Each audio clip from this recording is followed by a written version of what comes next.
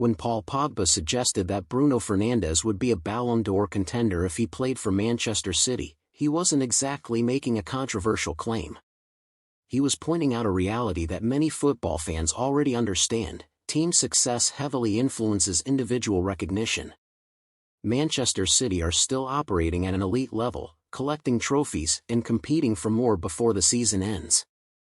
In that environment, individual brilliance is often amplified.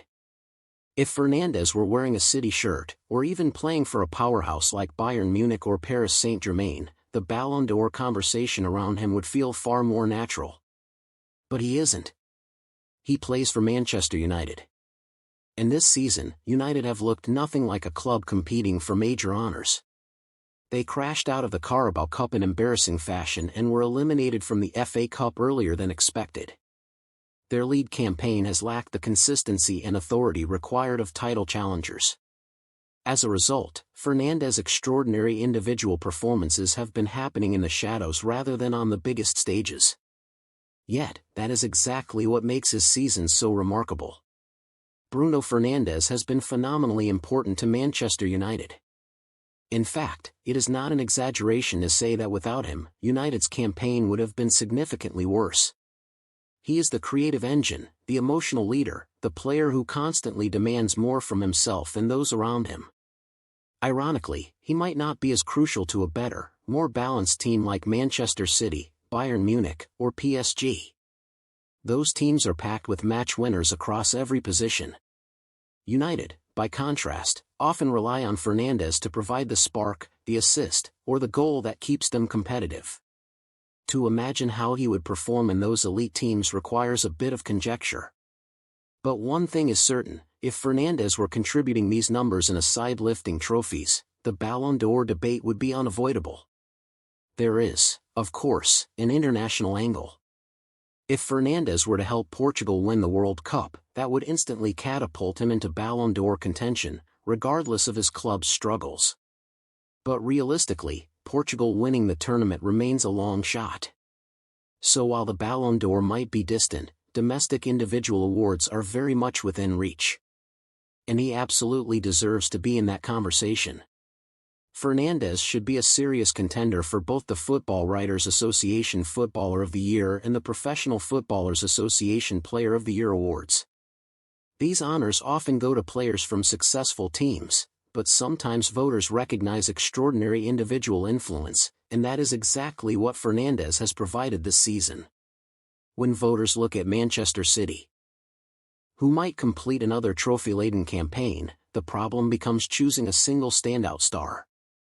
Erling Haaland continues to score at a ridiculous rate, but his brilliance has almost become routine. Bernardo Silva often goes underappreciated.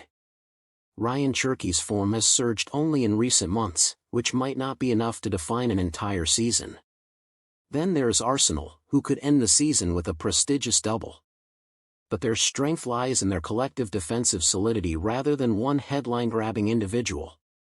Declan Rice started the season brilliantly but has been quieter by his own high standards. Goalkeeper David Raya deserves praise, but history shows that individual awards rarely favor keepers or defenders. That opens the door for someone outside the top two teams, and no one fits that description better than Bruno Fernandes. What makes his case even stronger is the context. Fernandes has not just been performing, he has been carrying responsibility in a turbulent environment. He adapted his role under different managers, showing tactical intelligence and leadership. Whether operating slightly deeper or pushing forward into attacking positions, he has remained United's most consistent performer. His statistics alone are eye-catching. He is closing in on the record for assists in a single Premier League season, currently sitting just too short of the mark of 20. But even more impressive is the proportion of United's goals he has been directly involved in creating. Over 31% of United's Premier League goals this season have come from his assists. To put that into perspective, when Kevin De Bruyne registered 20 assists for Manchester City in the 2019-20 season, a record-equaling campaign, those assists accounted for just 19.6% of City's goals. Fernandes' influence, proportionally, is on another level. And numbers still don't tell the full story. Fernandes' work rate, leadership, and mentality have been outstanding. He has been a vocal presence on the pitch, constantly driving his teammates forward even when results have not gone United's way. Off the pitch, he has represented the club with professionalism and class during a difficult season. He has sharpened his game under different managerial approaches, showing that his quality is not system-dependent. His ability to adapt while maintaining elite output speaks volumes about his football intelligence. Meanwhile, the narrative around awards often gets swayed by late-season heroics. If Haaland goes on a scoring spree and Manchester City clinch more silverware, that momentum could swing votes in his favor. That is the nature of these recognitions. But if that surge does not happen, then the case for Fernandes becomes even clearer. Because when voters sit down to assess who has been the most influential, most consistent, and most decisive player in English football this season, they will struggle to find someone with a stronger argument. He has been the heartbeat of a struggling giant.